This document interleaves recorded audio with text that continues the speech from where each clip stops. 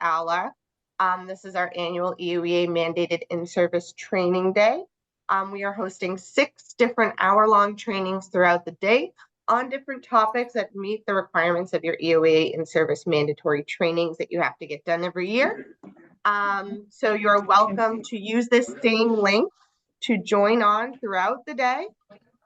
We are going to ask that you please stay muted and enter questions into the chat. If you really have a pressing question, or hold all questions until the end of this presentation, there will be time for you to use the chat or to unmute and ask questions. Again, you can just use this same Zoom link throughout the day to join on to other trainings. There will be a 15 to 30-minute break in between each hour-long training.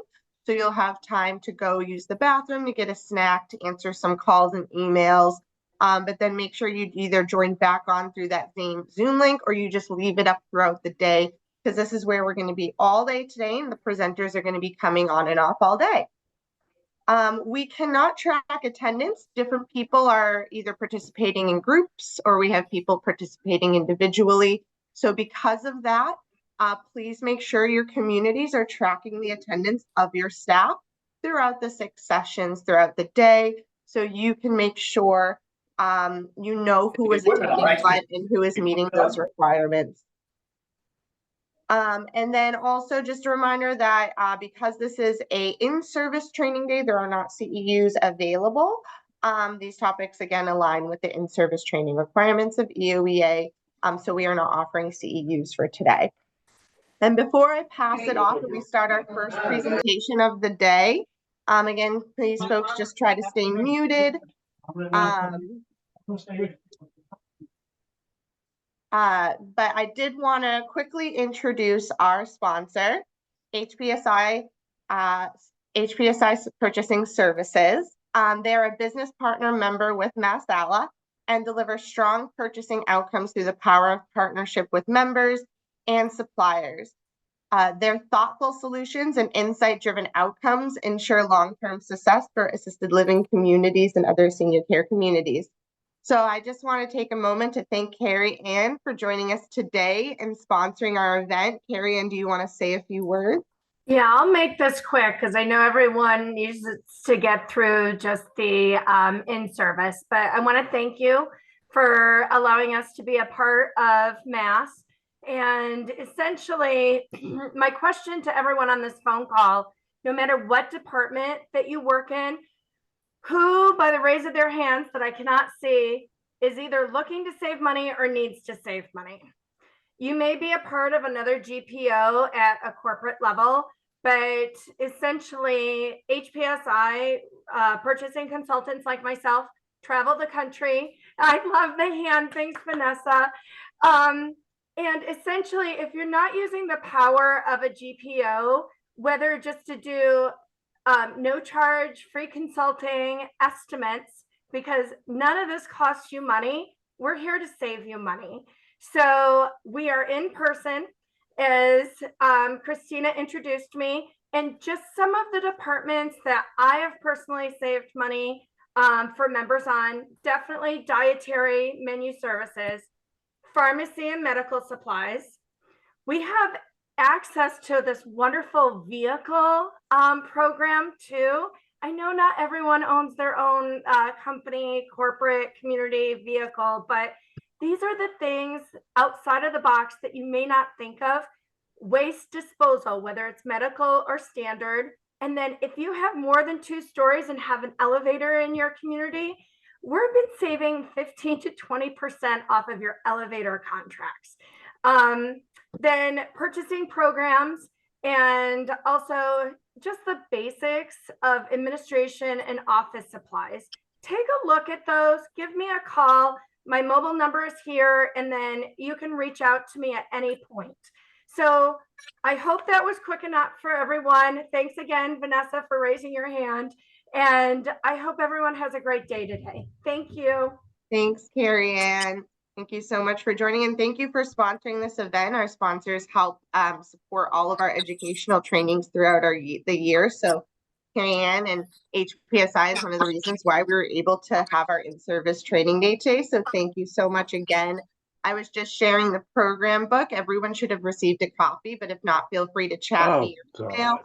And I'm happy to send you an additional copy of the program book as well as some handouts for the different presentations today. But with that, Jim, if you want to come back She's on, frozen. I'm and share your screen. I think we're ready to get going with our first training of the day, emergency preparedness. So I'll just do a quick little intro and then I'll pass the microphone off to you. I will be hanging out in the background here. In case anyone needs any support or anything, feel free to ping me. But yeah, we were so pleased to have Jim join us today. Jim was previously served with the American Medical Response in Hartford as both a paramedic operations supervisor and division emergency manager. He also served as director of operations at Aetna Ambulance Services. And in addition to his experience in operations and as a paramedic, Jim brings tested experience in natural disaster response, including being deployed to Louisiana and Texas for the hurricanes Ike and Gustav in 2008 and New York City in 2012 after Superstorm Sandy. He is currently the Senior Fire and Emergency Management Consultant for MassMAP. So thank you so much, Jim, again for joining us today. We are very pleased to have you. And with that, I will pass the virtual microphone off to you. Excellent. Very good. You can see my screen okay? Excellent. Yes. Great. All right. Well, good morning, everybody. I'm excited to be here with you guys today. We've, there's unfortunately, it seems like in emergency management within healthcare, it's always hospitals, nursing homes, and people are like, assisted livings are just a bunch of apartments. Why do I need to be so concerned? Well, as you know, the acuity level that's been there is only increasing, right? So it's gotten to be a little bit different. And we're going to take you guys through a few different things today. So again, that's who I am. I'm going to start out with the top 10 CMS deficiencies. And I know you're probably sitting here going, well, why are you talking to me about CMS? We're not CMS, we're EOEA. But here's the thing. You guys, if you have something bad that takes place in your building or somewhere else, you're all caught up in this. And it's not, people aren't looking at it as nursing home, assisted living, looking at it as long-term care. And so I want you to kind of know what the things going on there. Then we're going to talk about EOEA as well. But the Office of Inspector General came out with this really scathing report. They did this in 2019, 2020, it came out, 2023 and 24. They invested quite a bit of money into the system for having surveyors being on site and really looking hard at what was going on. They did this thing in 2015 through 2018, looking at facilities, and they really found that they were just ill prepared. They continue to devote this attention. It's really the perceived, I mean, go back to COVID and all you heard about was all these deaths in long-term care, right? And again, you guys are clumped in with this. And we've heard this time and time again through our clients across the country. So, they're looking at really how is everybody prepared beyond a pandemic, but natural disasters, environmental, those are all the key things they're looking at. I can tell you from the nursing home, and for you guys that are CCRCs here, I am sure if you haven't been under survey yet, you better be really prepared for a lot more scrutiny within your emergency operations plan. And I'm going to go through really some of the key things that should be in that plan for you. So we've had quite a few recent events. This year, actually, knock on wood, has been kind of quiet compared to years past. 2022, we had 13 buildings evacuate between Mass, Connecticut, and Rhode Island. And a few of those, a handful of those were assisted living. We had this past February, if you remember that one weekend where it was really cold, we had a facility evacuate with there. Well, we had three different facilities have broken sprinkler pipes where they mitigated it, stayed in place. One did evacuate. The Brockton Hospital fire, that was, we were activated for that, assisting with evacuation equipment and who could take, if they could take any residents. We had September, a assisted living and a nursing home flood out in the Leominster flooding. And then we had our prep for the hurricane, which really didn't turn out to be anything, but we certainly did some prep messaging and had some, and people were getting prepared for that, especially out in the Cape. So when we look at EOEA, we did a presentation last year at our annual education where we kind of did this side by side and then kind of dove into the EOA and their expectations. And I really want to make sure that you have something in place that you really can be able to take care of your residents. And they're looking for that emergency plan of what you have to help manage that disaster or emergency you have. You need to really have an evacuation strategy for that immediate. When I say that, it's the fire. We're going horizontal through fire doors to another part of the building and keeping your residents safe. Or that gas leak where you're leaving the property going to a stopover point. What is this? And having that stopover point is critical. And that is literally, you're on the sidewalk, it's 2 a.m. Where the heck am I going if I got to get out of my building quickly? And a lot of times those are schools, other facilities, somewhere where you can go and house people, keep them warm, and then figure out where you're going to go. They also require you to be part of a mutual aid plan or some sort of plan that will help as far as supplying equipment, supplies, beds, apartments, I should say. And then when we look, they really want you to be working with your local emergency managers and folks in town. You really need to have that relationship. You should all have your local emergency manager on speed dial so you can reach them evenings, overnights. I can tell you this, bad things don't happen in healthcare Monday through Friday, 9 to 5, right? What is it? Nights and weekends. So you need to be able to reach these people nights and weekends. It's just critical. You also need to be part of the HAN. If you're not getting HAN messages and you are a member of MassMap, all you need to do is put yourself under a contact and you'll get them to start getting them the following week.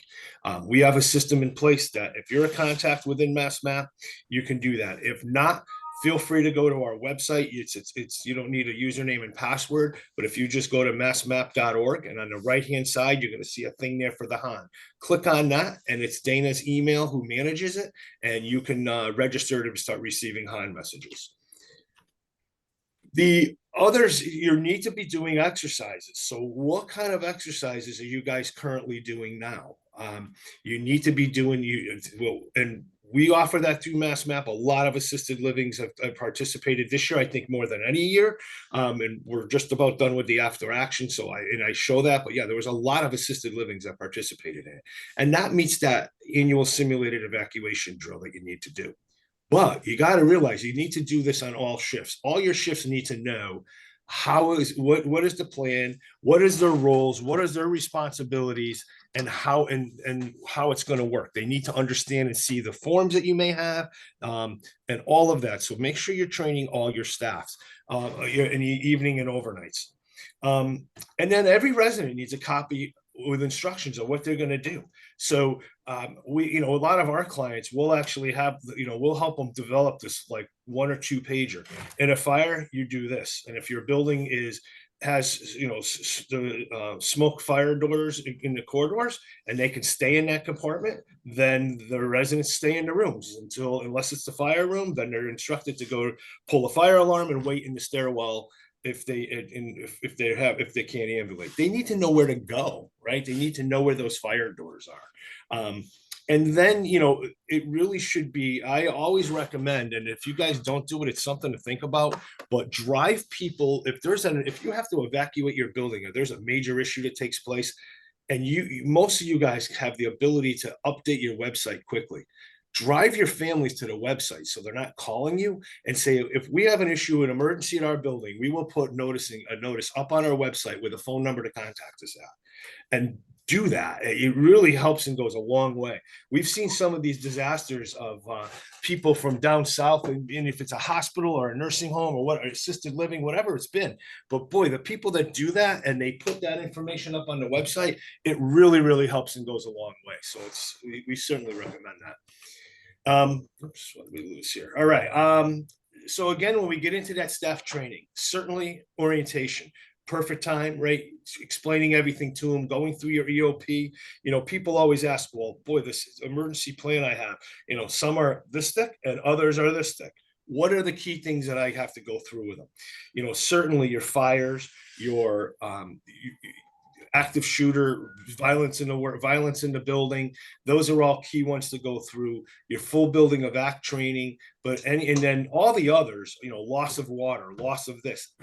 They have to be able to know where your binder is and go there and open up. What do I do if I have a loss of water, right? But the key ones, at a fire, you can't do that. You can't run, or an active shooter, you can't be running to the binder to see what I do. They have to know that. So those are the key ones to really make sure they do that, and knowing where your EOP is, and that all your staff have access to it.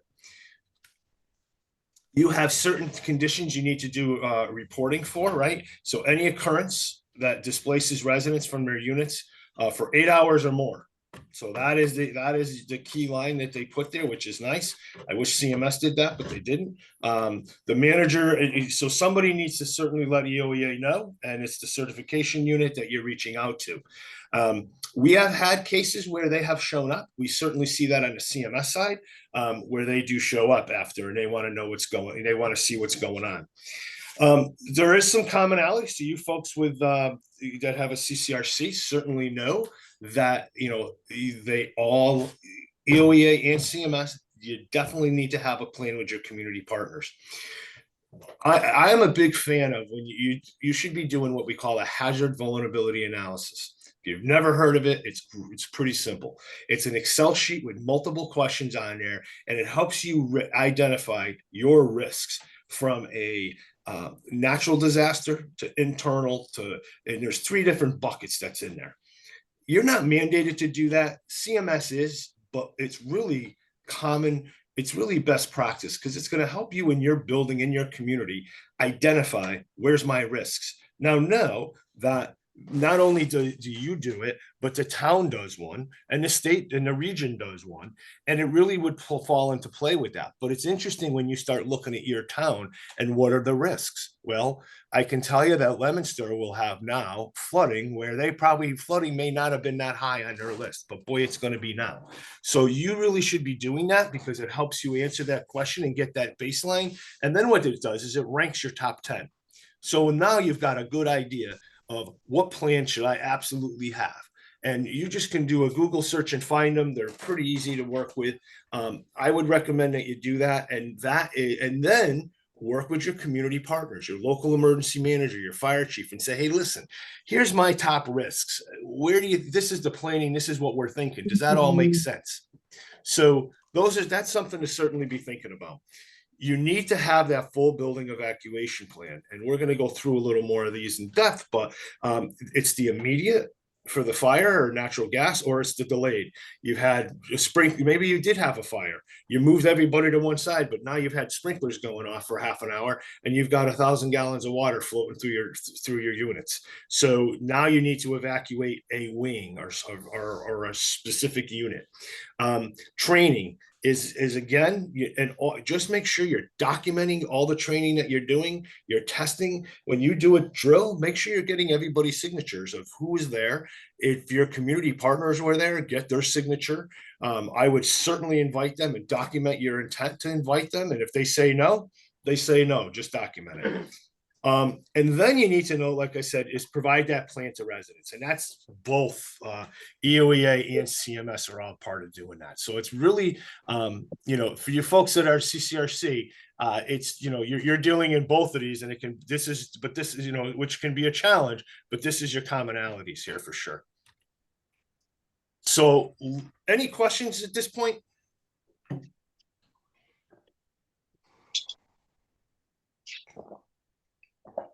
All right, if no questions, we'll go on, and I'll save the questions toward the end. Let's talk about your emergency operations plan. So what should be in there? And this is really, think about this plan is going to be helping you how to manage your emergency. So the ones I have highlighted there, that's your key things that you need. The risk assessment process is what I was just talking about, identifying where your risks are. Communications, right? So how do you communicate? Every time there's a disaster, what do we always hear? Oh my, I couldn't contact this one. Communications from these folks were terrible. It's all about communication. Having redundancy is big.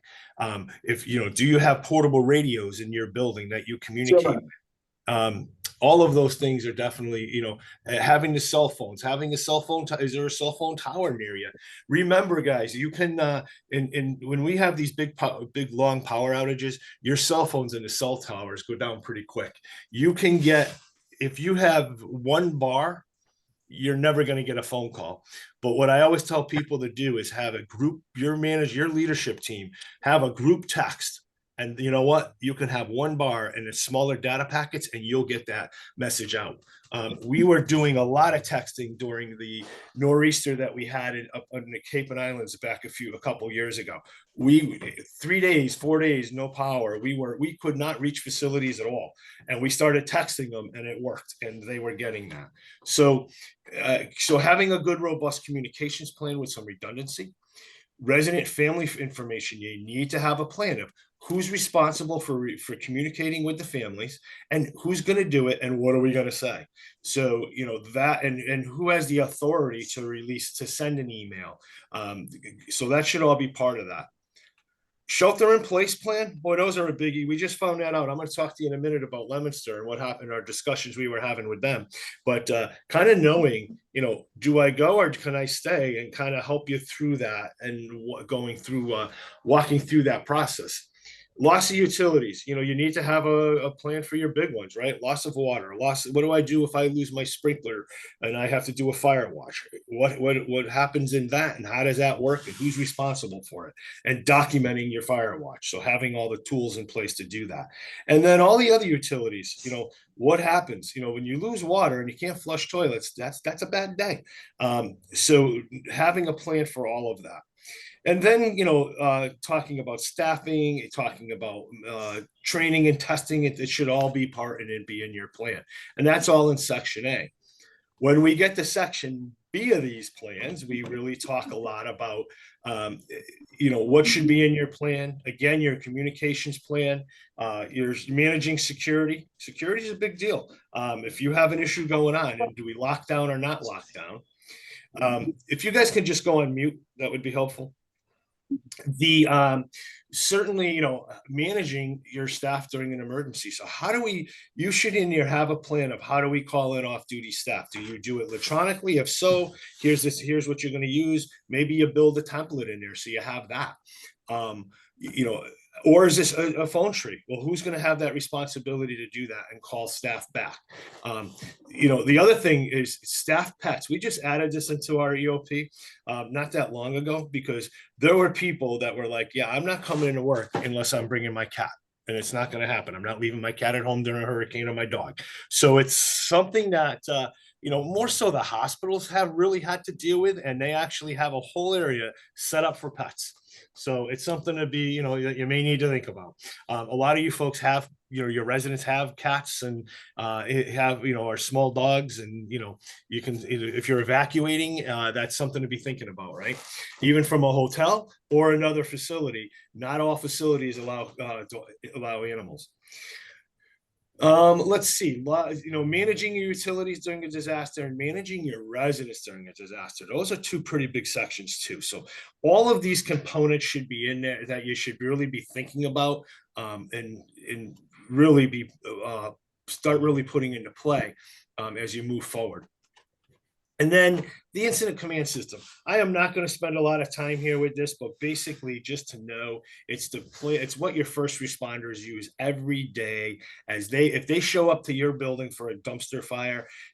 Anytime the fire department is on site, they are in command, and that could be for an active shooter. They turn that over very quickly to the police department. Don't get me wrong, but truly, who's in charge of that incident and who's the incident commander is the fire department. So if they show up for a dumpster fire, they literally sign off engine 5 on scene, in dumpster fire, engine 5 in command. That's their language. That's how they do it. If you have a building explosion, now you're getting multiple engines there, multiple ladder companies there, multiple departments. You will always have an incident commander who's usually the highest authority of that local jurisdiction on site. They're the one that are running the show. And then they have different sections: operations, logistics, planning, all of that. But for you guys, here's what I want you to know. You ever have the fire department in your building, look for the person in the white hat, or whoever's in the passenger seat of the engine or the ladder truck. They're the ones that are going to be in charge, the first people pulling in. And then it's going to be as more people show up and it's the district chief, assistant chief, whatever, they'll usually have a white hat on, a helmet on. And when they get there, that's who you want to talk to. And it's really going to be, when we talk about this, in your building, who's the incident commander? Most likely the executive director, right? Who's the operations person? Typically the resident, it's going to be a clinician. So it's the nursing side of it, your resident care director. And then, but again, just to kind of go through this, that's, I'm not going to spend a lot of time. We're going to talk a little bit more about it in just a second. And then the section D is your full building evacuation plan. And you really need to have this whole component. We have folks who participated in the exercise last year. We provided a lot of material for you. You have a lot of tools that we provided that can really augment your full building evacuation plan. So certainly feel free to grab that and really start to make your plan. But really the key thing is, labor pools, so your staff know when they get called in, everybody's going to report to this certain location. You're going to have holding areas, and that's where you're taking your residents and bringing them down first floor level into, say, a dining area. And that is where they're going to, from there, families will come get them, wheelchair vans will come get them, or buses, and they'll be evacuating out of there. And then how do we track our residents? When I was deployed to Superstorm Sandy in New York, God, it's got to be 12 years now, right? That when there was 6,000 residents moved between hospitals, nursing homes, and to be quite honest, assisted living, I don't even know how many went. They never really captured that. But out of those nursing home, 7 days later, they were missing 1,000 residents. No idea where the heck they were. No idea where people were from nursing homes. So we need to do a good job at tracking our residents. And I think we do that through Mass Map, is we really work hard and we have tools. And anybody that's a member of Mass Map should have those tools, those plan forms that I'll show you in just a minute. Here's the specific events, just different other areas, other key things. This is the one we were talking about, right? The big ones now that are out there, civil disturbance demonstrations. We have a building in Boston that the protests happen all the time through there. So we worked with them and kind of key things, keeping your staff safe, things to do. Fire, floods, all those kind of things. Hurricanes, knock on wood, we've been very fortunate over the last few years. We're all very good at snowstorms and how we deal with that, but some of these other ones, not so much. So let me walk you through your first hour of your emergency. And really it's and we'll talk a little bit about those ICS positions. Before we do that, we need to recognize your emergency.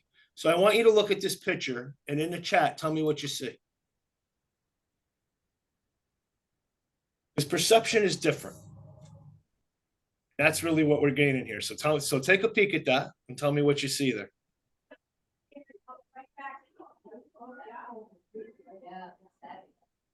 I don't have my glasses. I'll be running it out. So I see a cow. All right, very good. We did this at our annual education and not many people saw the cow. So maybe you were there, huh? And very good. I'm glad you saw it. So listen, it's all about your perception. And if you don't see the cow, here are the eyes, here's the snout, and here's an ear. Here's the other eye, right? So, and then the body goes back this way. So again, here's the head. All right. Here's the head. Okay. I see it now. Yes. All right. So here's my point with this. And if you guys can just go back on mute. Here's my point with this. Perception is different. Everybody has different perception. And some people didn't see the cow. I got to be honest. The first time I saw it, I didn't see the cow. I did see the nose and was trying to figure it out, but I didn't see the rest. We need to be able to have the perception of what is the key thing in what's going on and recognizing your disaster. Some people are really, panic mode and going 110%. Others take a step back and say, all right, what do I need? So as we recognize your emergency, if it has or is occurring, what are the big things? If you have a smoke condition, that is an issue. You have internal flooding. We didn't see a lot of that, but I'm going to talk to you in a second about what took place in Leominster, and they really had to make some difficult decisions. Loss of power, generator failure. If you're in the dark and it's cold like it is today and you have no heat, that's a challenge. So yes, this is an emergency here. So you're gonna, I gave you guys a handout that kind of references this, that goes back to your first hour of your emergency and the key things to do. So a lot of this here, and now here we're looking at life safety, right? You need to have a good fire plan. Do we defend in place? If there's smoke and fire barriers and compartments, can we defend in place and shut doors? Yes. So what is your key thing? Educating your residents when the fire alarm goes off. If the fire is not in their unit, in their apartment, stay in their apartment, shut the door, don't come out in the hallway, and don't call the receptionist to ask where the fire is. And everybody does that, right? I'm sure. So if you, or do we get to the point where, all right, this fire is pretty bad. It's still going. We got a lot of smoke, a lot of water. If my corridor is clear, maybe we're going to move those residents on either side of the fire across the hall and move those folks beyond our smoke barrier doors, which are up in here, right? You should have in your fire plan, if you have doors like this, then this is what the red line showing. Here's the door in the hallway. And then it becomes part of that wall that goes outside wall to outside wall. If this is the way your building is designed and structured, you should let the fire department know what stairwell or door they're going to come into if there's that fire. So that is key. That's a key thing to really have, that, you know, knows the fire department so they know what wings to come into and not breach this door. So that is all part of your fire plans and what should be in there. The other thing, so when we talk about life safety, right, is it a relocation of staff and residents to that area safe refuge? And what is that? Is that a stopover point? Is that just the other side of your building?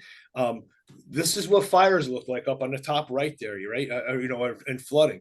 It was a mess. So your sprinklers are your best friends to put your fire out, but they are going to be your worst enemy with the amount of water that you're going to have to deal with.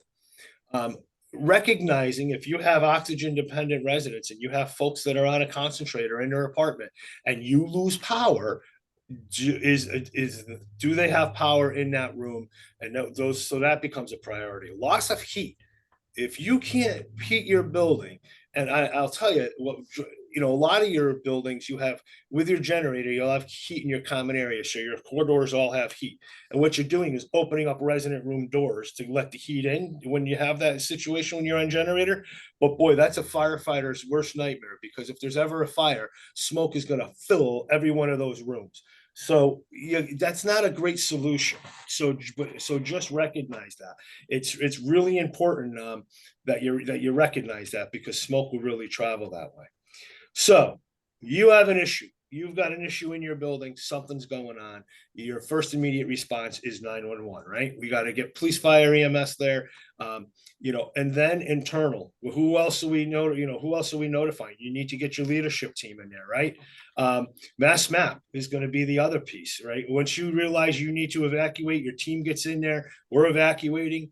I recommend, and I'll show this in one other slide, but you should, if for you Mass Map members, you should all have a contact under Mass Map and this phone number. And the other thing I would recommend that you do is you make in that contact, put your username and password, because when we get to the new system next year, you're going to need that to log in for absolutely everything. EOEA, notifying them. And then if you're a CCRC, certainly to notify Mass DPH as well. And then we need to set up, now we talk a little bit about incident command. You guys have morning meetings every morning, most do, especially in the nursing home side. And you guys are having your meeting. Where do you meet? In the conference room. Well, if that's where your team meets on a regular basis, that is where I would set up your command center. And who are the key roles that you're going to have there? Your incident commander, your executive director is who that's going to be.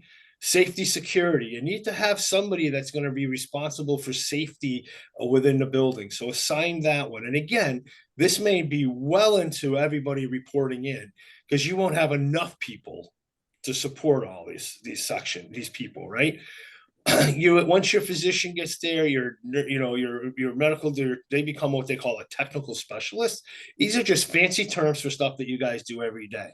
But again, it is what your first responders in any national incident starts local with the incident command and escalates all the way up. When you look at these big, huge wildfires that take place out west, they are all using the incident command. Brockton Hospital, 10 alarm fire, all use the incident command. They will use the incident command, like I said, to show up to your building for a dumpster fire or if you have your generator blow up. Then you have what we call section chiefs. And these section chiefs are people that do operations planning, logistics. Let me ask you a question with logistics. Right now, you need a bed moved or you need equipment moved. Who are you calling? Facilities usually, right? They're logistics, finance. You got, you have a business administration office or somebody that runs your business office. They're finance because those people need to be tracking. If you don't have a time card system anymore because your power went down, they're tracking staff that come in. They're tracking equipment, it's things you're spending money on to help evacuate your residents, or buying plywood, for example, for boarding up a window. You got to document those expenses so you can put in your insurance claims, right? So think of this, and then this is really all we're gonna touch base on this. But the incident command, lead and manage. Carry out actions that must be done is operations. Again, clinicians at most part, planning, collect information, analyze, and plan. And your logistics, get stuff to support the operations. And your finance, those are the, like I said, they're your key folks that are running around. Planning a lot of times is done by your HR or somebody else in the business office. But those are the, and again, this is, you guys probably have people that do all of this every day, but we're just calling them a little bit different. And like I said, the biggest thing is I just want you to understand the terms. Again, utilizing incident command, just it's unified command that you're in, and that is because you'll have your community partners there. And those are the key things. So a missing resident. Yes, these people are all involved, right? You're going to have your clinicians, you'll have your, your incident commander, your leadership team. It's there. It's not many though, right? It's just a few people. And, you probably wouldn't even have this unless the media starts showing up, right? But for the most part, you have a full building evacuation plan. You're using all these people because everybody's going to have a role of what they're doing. So that's kind of how that looks. So key thing, you get your team together. What do I got to do? Well, you got to develop what we call an incident action plan. And a lot of these tools and forms are up on the MassMap website. If you're, for members that want it, feel free. We talked about that during the annual education and the exercises. But again, this could be nothing more than a piece of paper saying, all right, in the next hour, what do we got to get done? So between now and, well, let's say 10:30, this is what we need to get done. Who's going to do it? And we're going to report back here at 10:30 and we'll report out, and then we'll continue and we'll do another plan, incident action plan, until noon. And those are all the different things that go through. It's developing those strategies and tactics and getting things done and providing a situational summary right in the very beginning. What's going on? What's our biggest issues? Are we going to defend in place or are we evacuating? And those are all different things that can help you. So let's just talk about this for a second. Sheltering in place or evacuating. So if your facility is safe for continued occupancy, then great. We can shelter in place, you're good. But let's talk about some, Leominster. So just a little background, we got a call from an assisted living facility and a nursing home during that storm. The MassMap resource officer did. He then looped me in, and then we did conference calls with these guys. The nursing home had their basement filling up with water, had one pump in, couldn't keep up. And they got to the point where they were about 6 feet from it was kept filling. They were about, 3 feet from the electrical panels. And then once the water hit that, they would have been all done. But they were able to get another pump. They got another pump in. It dropped it down considerably. So those 2 pumps worked and kept them safe. So they were good. They could shelter in place. They were fine. The assisted living, he lost, I want to say it was 12 of his 18 memory care apartments in his assisted living community. So he's like, I'm most likely going to have to come out of here. I need memory care beds, apartments in a memory care facility. And we're going to need to, now realize this is 7:30, 8 o'clock at night. And we did that. We pushed out a HON message, went out, we did emergency reporting. Here's the scary part, and I'm sure I'm not telling you guys anything that you don't know, regarding your census in memory care units. You're full. So I did emergency reporting in Region 2, which was all of Central Mass, the North Shore in Region 3, and Region 4, Boston and the surrounding towns. I found 30 apartments, and the chunk of them were all south of Boston. We're in Leominster, which is almost in New Hampshire, right? These folks would have had to travel far in this condition where my next conversation was, listen, I'm going to have to shelter in place. We got roads washed out. I can't get staff even in. There's, cars are flooded out, streets are flooded out. We're staying here. So then we flipped our discussion to, what do you need to do to be safe and shelter in place? And where can you put these folks? So we started talking about converting rooms, libraries, converting that, putting 2 residents in there, having a staff member in there, bringing them into a small dining room, pulling the tables out, moving that, putting 2 beds in there, and really started having those discussions to stay in place.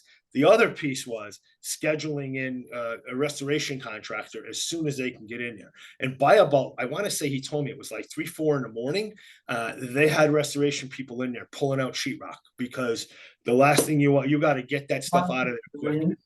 Yeah. So again, if you could go to mute, thank you. But you could see the biggest thing and the main reason for the isolation there and the shelter in place there, look at that road. And, you just couldn't move. I think the biggest takeaway I had from this, I always tell people, and if you've ever heard me present at anything, I always say you need to be prepared. If it's a single facility event, only you in your town, you're in trouble, you're going to be fine. You'll get all the resources you need.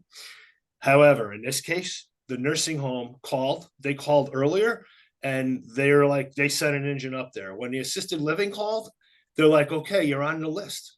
Well, what exactly does that mean? You're on the list. As soon as we can get to you, we'll get to you.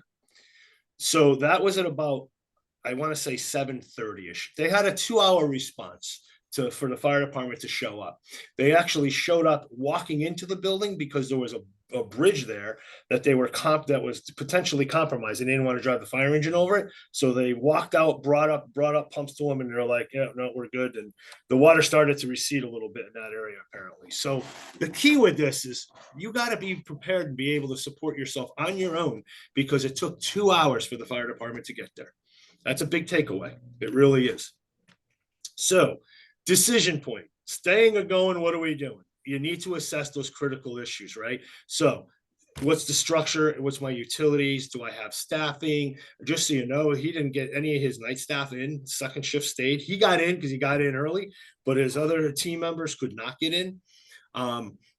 So, what's the weather? Is it occurring now? Extended? Do we get it?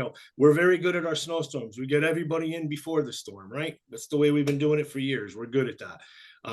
We talk about, what should we be doing as far as, do we have down trees, road conditions, all of that play a part. So now when we get in here, it's really that incident, your executive director, you guys make with your leadership team, making the call, figuring out, can I keep my residents safe? If we can, then stay put. If we have to go, then we have to go. When I say that have to go, you really should have contracts with hotels. I don't mean the local Super 8 around the corner. I mean, you should have a contract with the Marriott properties, Hilton properties, where you call their main corporate number and say, I need a hotel for 2 to 3 days for 60 residents. And they have to be able to support you with a full kitchen, full dining area, right? That is much easier than trying to evacuate to another assisted living if you're not part of that big corporate world. But even if you are, you have apartments, but they're empty apartments. So you need to fill them with beds and the couch and all this stuff. If it looks like in a weather event like this, it's the way to go as a hotel. I have clients in Florida I train with every year. It's great because I get to go to Florida in like March usually. So I get some nice warm weather, but I go down there and we do a full building evacuation, refresher training, and then we do an exercise with them. And this is a huge, it's a CCRC. It's a huge place, and we practice doing this. And they've evacuated 4 times in, 3 times in 5 years. And it's beautiful. It's 6 inches above sea level. So they all pack up and they go to Orlando. It's a feat. It's expensive, but they literally have that one number they call, and they will put them in. A lot of times they try to give them a whole floor to themselves. They have U-Haul trucks that they go and they rent. They slide carts and everything they need, all the equipment they need right into those U-Hauls, and off they go. So things to seriously consider. Yes, can MassMap help you? Absolutely, in finding open apartments, but it's a challenge to get your residents there. All right, so moving along here, just a couple key things. Communicate with that MassMap resource officer if you're a MassMap member. Certainly, what do we need to know? What your evacuating census is. Anything with categories of care, which is any unique, secure dementia is probably the big one for you. Work on your transportation. We can certainly help you with transportation. When the assisted livings, when all you guys came into the plan years ago, you really brought a ton of transportation resources, and we've used you. The last evacuation we had, there was 4 or 5 assisted living facilities that were within 90 minutes, either on scene or en route with their vans. So it really is, it's great. And that's what a mutual aid's all about, right? You need to establish that holding area internally where you put your residents, and then getting your vehicle staging. Where you're going to put 35 wheelchair vans outside your building. You should be working with your first responders on that. They can help you. And then get them ready for evacuation and relocation. You guys should all have these planned forms. Every one of your residents, you should have a form that looks like this. And it's a triplicate form. If you don't have it, let us know. But if you're a MassMap member, this is what the forms that we give you guys. And this is where you've lost all those electronic medical records. You have nothing. You're in a gymnasium trying to get your residents out at the school next to you, and you don't have any access to any of your medical records. You're going to use this. The big one you're going to use is this. This is how we track your residents, and we're not going to lose them. And if you're evacuating, there's going to be a group behind the scenes that will help support you. Again, if you're a MassMap member, that will help. And this is what we want you to fill out. And you guys were filling these out during the exercises and sending them to us. So we knew you guys would know how to do it. But again, a 3-part form, you can put up to 4 or 5 residents. You're going from your facility and you're going to ABC assisted living facility. And we track them. And when they get to ABC, they're either calling you back and saying, I got them, or they're calling the coordinating center that's set up through MassMap. It's critical. It really, really is. So this is probably, again, the biggest forums. And whenever we have buildings that evacuate and they don't use this, and once we're like, get your forms out, it'll make your life easier. We always hear it's like, oh my God, it made such a difference. And that's why we use them. This is the handout that I gave you guys. It's pretty much everything that we just went through. It's going to have your MassMap information on there. It's going to have your EOEA numbers there. Talk about activating your command center, your decision points, all the stuff we just went through, and talks about the evacuation forms. So feel free to use that. And then as we go through here, just as, again, recognize your emergency, look at your life safety. What notifications do we need to do, and then talk about those decision points. One other thing I want to make sure, because I just looked the other day, you guys, there's still some gaps here. If you guys have not updated the latest version of the MassMap website, please log in. You'll go in on the right. Actually, it's a drop down under documents. You'll see the planned updates. Last fall, we put a March 2022 date on it, but we updated the plan, and everything is new in there. Everything is updated. I would recommend, if you haven't done that, please go do that. The last thing, second to the last thing, take this number down here. Use your phone and take a picture of this, and then make a contact in your phones for the MassMap resource officer. Put that email address, that phone in there. That never changes. It's always the same. If they, for some reason, who does this is people just like you. I have assisted living facilities. I have nursing homes that are all in every facet of people in there that are responders, and so they answer. If they missed your call, feel free to call me or leave a message there on their phone, and we just roll it to their cell phone. So you'll hear, like this month, Ray Paralysis is on, you'll hear his voicemail. Just leave him a message. He'll get back to you. And if it's been a little bit, and just feel free to call me, and my contact information is there as well. The response team that I talked about, just so you have an understanding of that, it's a group of folks that will stand up behind the scenes. We maintain 100% accountability for all our Mass Map members. And what is that? That is during the snowstorms when we have massive power outages and we're calling you guys somebody because you haven't done your emergency reporting.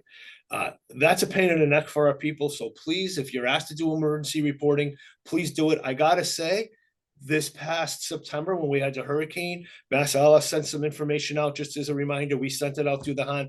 You guys we specifically looked at Region 5, Cape and Islands and South Shore. You guys did a great job. We had to make like 30 calls and there were not many assisted livings. So kudos to that. Thank you for that. And we'll continue to do that during our snowstorms, ice storms, so on and so forth as we move into the winter season. The objectives of what these guys do, just actually of the response, we changed it around because like you, we're having, staffing issues. We have a lot of people who are very active and involved and have just after COVID got out, retired, got out of the industry, whatever it may be. So we do a remote or a hybrid response for a single facility evacuation, most likely going to be remote. We do have some trigger points where we'd automatically stand up a coordinating center. So for a multiple facility evacuations, large weather events, or DPH or MEMA, Mass Emergency Management Agency requests us, we will do that. One other thing MEMA just made me think about it. If you do not have a contact for your local emergency manager, two things. One, just go to your town website and look for it there. If you don't see it there, you can go to Mass Emergency Management Agency, MEMA.gov, and you'll find it there on their page. I want to say you scroll to the bottom and they have a listing there that's updated pretty frequently of every emergency manager in the Commonwealth. So you could find their name, their office, and phone number. So feel free to do that because it is important to do. Last thing here, I know we're getting a little close on time here. Our operational response, and again, we can, what's interesting the way we have this set up, we can support any region in any state. For the last 2 years, Connecticut has been supporting through a coordinating center like this, has been supporting assisted livings and nursing homes in Massachusetts. The Connecticut group is done. We in Mass have supported the Connecticut evacuations for the exercise.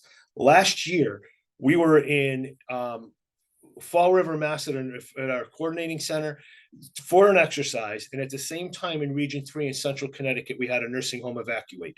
We got a call from the Connecticut DPH. We actually stood up, coordinated it, managed it, and we had beds going. We found beds for them. Transportation was en route, did a conference call with the region, worked perfectly. It really, really did. So we know we can do it.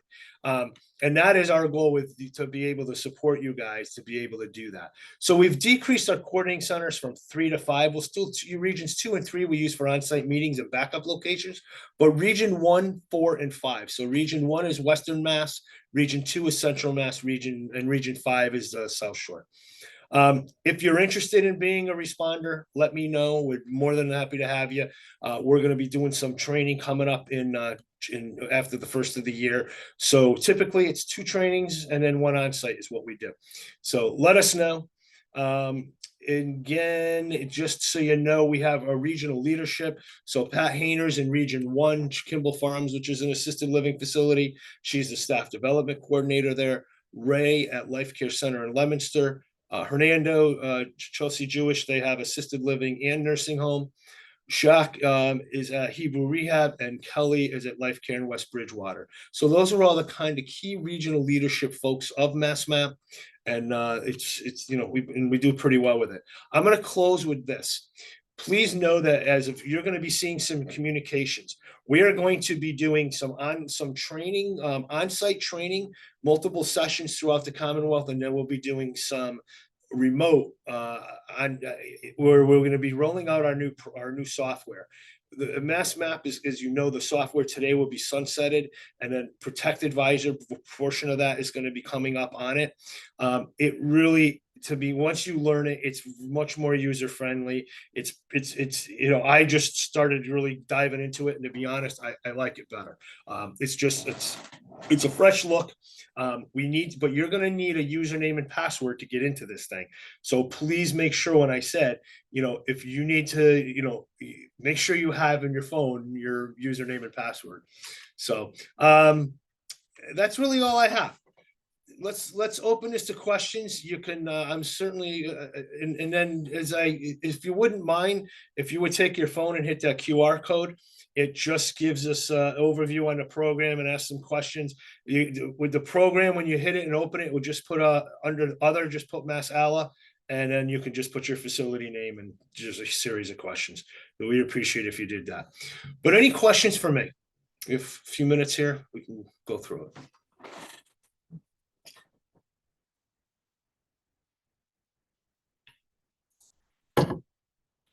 No questions? Somebody's got to have one. No question. Just want to say thank you for your time.